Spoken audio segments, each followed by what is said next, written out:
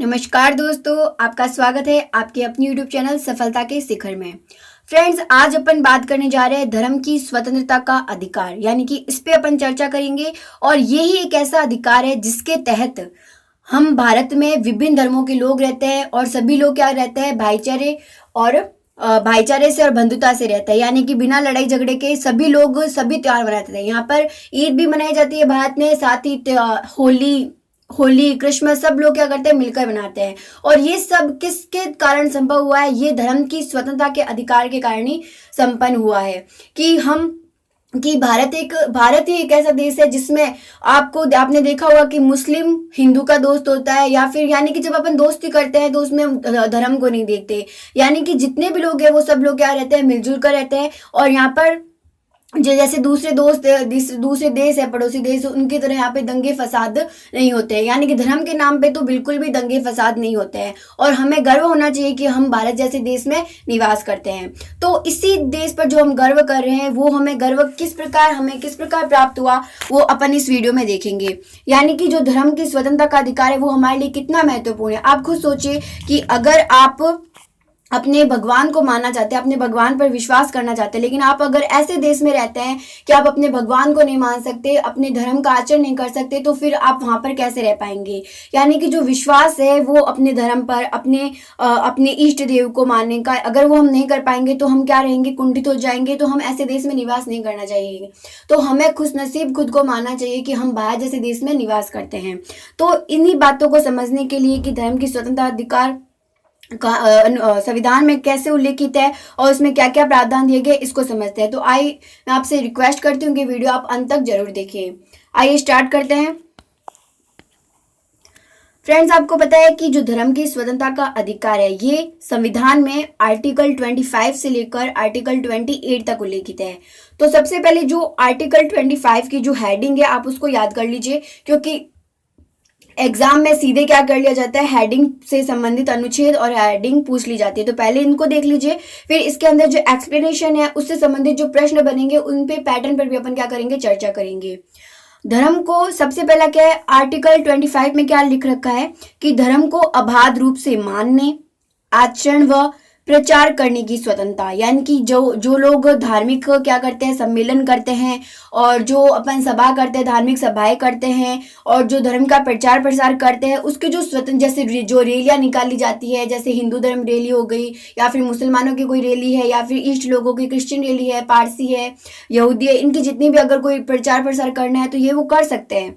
और ये किसमें प्राप्त है, इसका प्रावधान किसमें किया गया, अनुच्छेद 25 में किया गया है। अनुच्छेद 26 में क्या कहा गया है, धार्मिक गतिविधियों के प्रबंध का अधिकार दिया हुआ है। अनुच्छेद 27 में किसी धर्म विशेष की अभिवृद्धि हेतु करारोपण पर प्रतिबंध है। यानी कि आप ऐसा नहीं कर सकते कि अगर आपको कोई धर्म का क्या करना है, प्रचार प्रसार करना है, तो आप क्या करो, टैक्स लगा दो। आप टैक्स नहीं लगा सकते। जैसे कि आपने सुना होगा कि अकबर के जमाने में जजिया कर लगाया जाता था, या जो भी टैक्स है, टैक्स वगैरह, तो आप वैसा नहीं कर सकते। तो इसके बारे में अपन चर्चा करेंगे। और फ्रेंड्स, अगर आपने अभी तक मेरे चैनल को सब्सक्राइब नहीं किया है तो नीचे बने वीडियो को पॉज करके 1 सेकंड लगेगा, जल्दी से जाके सब्सक्राइब आइकन पर क्लिक करके जल्दी से चैनल को सब्सक्राइब कर लीजिए। और अगर अभी तक आपने मेरी वीडियो को लाइक नहीं किया है तो प्लीज वीडियो को लाइक जरूर करें। तो आर्टिकल 28 में क्या लिखा गया है कि कुछ शिक्षण संस्थाओं में धार्मिक शिक्षा या धार्मिक उपासना में उपस्थित होने के बारे में स्वतंत्रता। यानी कि इसके बारे में भी अपन चर्चा करेंगे। पहले इसके देख लेते हैं आर्टिकल 25 को। आर्टिकल 25 के प्रावधानों को बताने से पहले मैं फ्रेंड्स आपसे कहूंगी कि ये वीडियो आपके जितने भी कॉम्पिटिटिव एग्जाम है जिसमें इंडियन पॉलिटी रख रखी है और इंडियन पॉलिटी का उल्लेख है, तो उसमें आपके लिए हेल्पफुल रहेगी। तो प्लीज वीडियो को ध्यान से जरूर सुनिएगा। तो सबसे पहले जो आर्टिकल है 25, उसमें क्या कहा गया है कि प्रत्येक व्यक्ति को लोक व्यवस्था, आप मेरे शब्दों को ध्यान से सुनिएगा क्योंकि ये शब्दों को क्या है, सीधा एग्जाम में पूछ लिया जाता है। और हम क्या करते हैं, इन जो शब्द होते हैं इनको रट के नहीं जाते या फिर इनको समझ के नहीं जाते, और जब एग्जाम में जाते तो कंफ्यूज हो जाता है कि इसमें ये लिखा हुआ था या नहीं था। क्योंकि भाई एग्जाम टाइम तो क्या पता नहीं, एग्जाम दिमाग में क्या होता है, कंफ्यूजन ही कंफ्यूजन चलता रहता है। वो गाना रहता है कि कंफ्यूजन ही कंफ्यूजन है, आपने सुना होगा वो गाना। अगर आपने वो गाना सुना है तो प्लीज कमेंट बॉक्स में मुझे बताएं कि वो आपको गाना कैसा लगा, कि कंफ्यूजन ही कंफ्यूजन है, आंसर तो मिला नहीं। और 3 इडियट्स फिल्म अगर आपने देखी है तो उसके बारे में भी बताएं कि आपको कैसी लगी वो पिक्चर। तो चलते हैं धार्मिक स्वतंत्रता का अधिकार। तो आर्टिकल 25 में क्या प्रावधान है कि प्रत्येक व्यक्ति लोक व्यवस्था, सदाचार एवं स्वास्थ्य के अधीन रहते हुए अपने धर्म को अपनाने, उसके अनुसार आचरण करने, उसका प्रचार प्रसार करने, उसके अनुसार अंतःकरण करने व उसमें विश्वास रखने के लिए क्या होगा, स्वतंत्र होगा। जैसे फ्रेंड्स आपको पता है कि इसी अनुच्छेद के तहत जो सिख होते हैं वो कृपाण धारण करने, यानी कि जो उनका क्या होता है धर्म में कहा गया है कि आपको क्या करना होगा, जो तलवार है वो हमेशा धारण करके रखनी है, तो और हमेशा पगड़ी बांध के रखनी है। तो जो पंजाबी लोग होते हैं, जो सिख लोग होते हैं, उनको ये जो स्वतंत्रता मिली है वो किस प्रावधान के तहत मिली है, आर्टिकल 25 के तहत ही मिली है कि वो हर समय क्या कर सकते हैं, पगड़ी बांध के रख सकते हैं। अपने पास उनको एक कंगा भी रखना होता है हमेशा, और इनके पास हमेशा क्या रखना चाहिए, एक कृपाण यानी कि एक तलवार हमेशा होनी चाहिए। तो वो ये जो ये करते हैं अपने धर्म के अनुसार आचरण करते हैं, वो किसके अनुसार करते हैं, आर्टिकल 25 के अनुसार करते हैं। फ्रेंड्स आपको एक क्वेश्चन इसमें आर्टिकल 25 से संबंधित पूछा जाता है कि हिंदुओं की जितनी भी धार्मिक संस्थाएं हैं वो समाज के सभी वर्गों के लिए खुली है। मेरी लाइन को ध्यान से सुनिएगा कि हिंदुओं की धार्मिक संस्था है, यानी कि जो मंदिर है या और भी कोई धार्मिक संस्था है, धर्मशाला है, वो समाज के सभी वर्गों के लिए खुली रहेगी। अब आपसे प्रश्न पूछ लिया जाता है एग्जाम में कि समाज के सभी वर्गों में कौन शामिल है, कौन कौन से वर्ग शामिल हैं। तो फ्रेंड्स इसमें देखना कि हिंदुओं शब्द में सिख, बौद्ध व जैन भी शामिल है। यानी कि हिंदुओं में कौन कौन शामिल है, सिख, बौद्ध व जैन। यानी कि जो अगर आप क्या कर सकते हो, गुरुद्वारे में कोई भी जा सकता है, आपने देखा होगा गुरुद्वारे में कोई भी जा सकता है। और अगर आपने देखा होगा कि अभी 25 को क्रिसमस डे होगा तो चर्च में हम लोग भी जाते हैं आजकल। तो 20 जो क्रिसमस में क्या 25 को देखो ना कि चर्च में भी सब लोग जाते हैं। अगर जैन लोगों का कुछ है तो वहां पर भी सब लोग जाते हैं। तो आपने देखा कि हिंदुओं में मुस्लिम यानी कि मुस्लिम समुदाय शामिल नहीं है। अगर आपको जैसे आपने देखा कि मस्जिद में महिलाओं को शायद मुझे पता नहीं है, लेकिन मस्जिद में शायद महिलाओं को प्रवेश नहीं होता। तो आप मस्जिद में जैसे, तो हिंदुओं में क्या है, मुस्लिम शामिल नहीं है, और साथ ही साथ इसमें पारसी भी शामिल नहीं है। लेकिन इसमें हिंदुओं शब्द में सिख, बौद्ध व जैन धर्म, यानी कि आप बौद्ध स्तूप में जा सकते हो, बौद्ध धर्म का कोई मंदिर है तो उसमें आप जा सकते हो, गुरुद्वारे में जा सकते हो, मंदिर में जा सकते हो, उसमें कोई रोक टोक नहीं है। तो ये था आपका आर्टिकल 25। अब बात करते हैं आर्टिकल 26 की।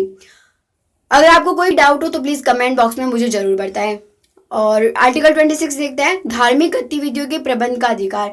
यानी कि कोई भी धर्म होता है तो धर्म को प्रचार प्रसार करने के लिए या जितनी भी उसकी एक्टिविटीज होती है उसको मैनेजमेंट करने के लिए क्या बनाया जाता है, ट्रस्ट बनाया जाता है। जैसे आपने देखा होगा कि जितनी बड़े बड़े मंदिर है, जैसे तिरुपति बालाजी का मंदिर है, सोमनाथ मंदिर है, तो उनके जितने भी ट्रस्ट होते हैं, उन जितने भी मंदिर होते हैं उनकी सारी एक्टिविटीज के लिए क्या बनाए जाते हैं, ट्रस्ट बनाए जाते हैं। तो ये जितने भी ट्रस्ट वगैरह है वो किस आर्टिकल के तहत बनाए जाते हैं, आर्टिकल 26 के तहत बनाए जाते हैं।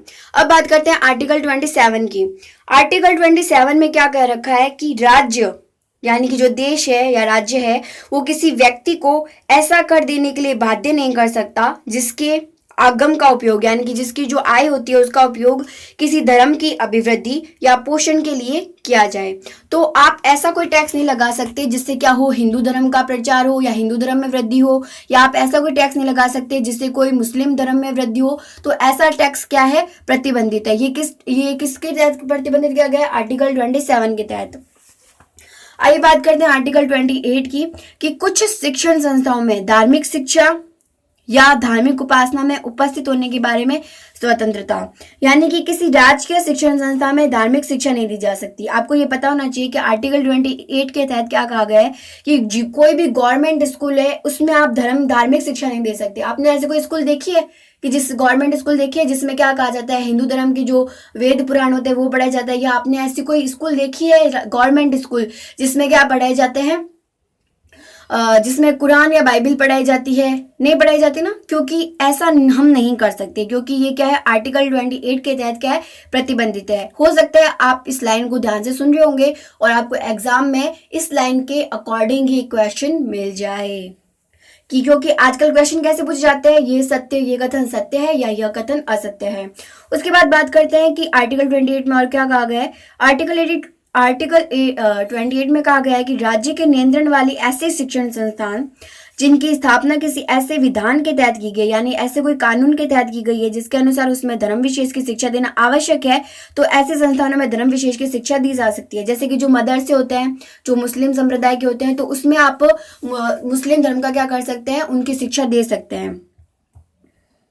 और एक इसमें तीसरा क्या कहा गया है कि जैसे कि आपने देखा होगा कि राजकीय जो हमारे गवर्नमेंट स्कूल होते हैं, प्राइवेट स्कूल्स होते हैं, उसमें सुबह असेंबली होती है, प्रार्थना सभा होती है। तो उसमें क्या होता है कि जो प्रार्थना होती है, तो आप किसी स्टूडेंट को, किसी भी विद्यार्थी को आप उसको बाध्य नहीं कर सकते कि आपको प्रार्थना सभा में शामिल होना ही होना है। वो करने के लिए क्या है, स्वतंत्र है। तो आप इस बात को ध्यान रखिएगा। आई होप आपको वीडियो अच्छी लगी होगी, तो प्लीज़ वीडियो को लाइक एंड शेयर जरूर कीजिएगा। धन्यवाद। हंसते रहिए, खुश रहिए, मस्त रहिए, पढ़ते रहिए।